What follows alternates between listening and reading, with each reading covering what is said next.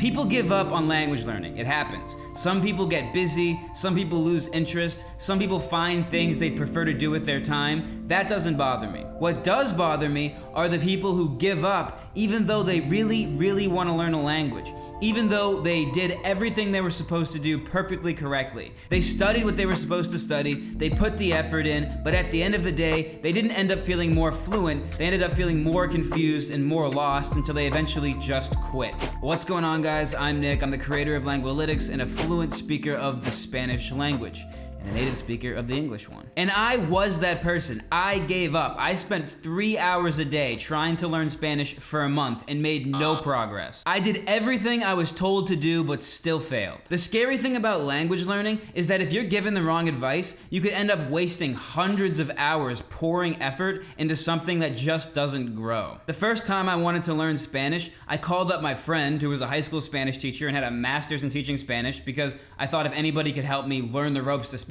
it would be him. So I called him and I asked what I should do. He said Duolingo and grammar lessons. And I'm a good student, so for the next month and a half, I did grammar lessons on YouTube, and I got to the top of every single leaderboard I could find in Duolingo, doing 3 to 4 hours a day of literally just sitting on my phone playing a mobile language learning game. And what happened was I got really good at Duolingo and really good at grammar. I was able to conjugate verbs. I was able to look at a sentence and tell you what tense we were in. I was able to take pieces of sentences in Spanish and English and translate them back and forth. But what I didn't get any better at doing was understanding authentic Spanish spoken to me. When I would try to watch beginner Spanish videos on YouTube, I would get lost in seconds. So I would think to myself, well, I guess I'm just not ready yet. And that's the trap of learning grammar. The way grammar is often taught gives you a very specific idea of what it means to be ready. It makes you feel like you're only ready to listen to authentic Spanish if you can hear a sentence, immediately know what tense you're in, and consciously understand what every word is doing in a sentence and why it's there. But trying to apply memorized grammar rules while you're listening to a language is slow and unnatural.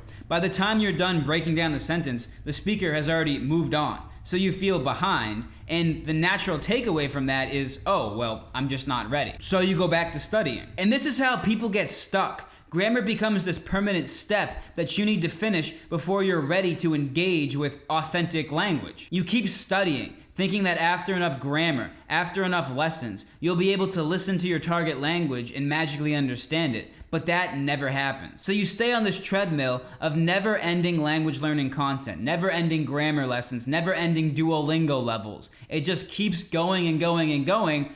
And then you get to the point where you're like, this isn't working for me, which is exactly what happened to me. Let me name you a few grammar rules in English, and you can tell me if you've ever heard of these before.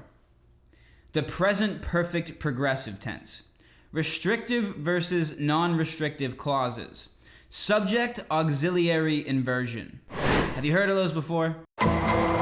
You don't know these rules. You were never taught them. And that's definitive proof that your brain isn't understanding language by filtering it through a series of rules you store in your head. What I needed to hear when we first started out is we don't understand languages by consciously memorizing their grammar. A language's grammar becomes intuitive to us once we've taken enough input in from that language at a level we understand. Knowing why something in a language is the way it is rationally is not the same as hearing a language and experiencing that feeling that something's right or wrong. If broken English I speak, immediately you is knowing I talk wrong. You don't need to know what rules I just broke. You've heard enough correct English in your life that when you hear something like that, you immediately know something sounds off here. And if we think about how languages develop, this way of learning grammar makes perfect sense. People speak a language and the grammar emerges and develops naturally. We don't start with a list of rules and impose it on people. People speak and eventually a grammar kind of gets sculpted out. So it makes sense that if we want to learn a language's grammar, we wouldn't start with the rules and deduce our way back. We would learn a language by experiencing it and intuitively beginning to understand the grammar. If the way you learn grammar is mostly implicit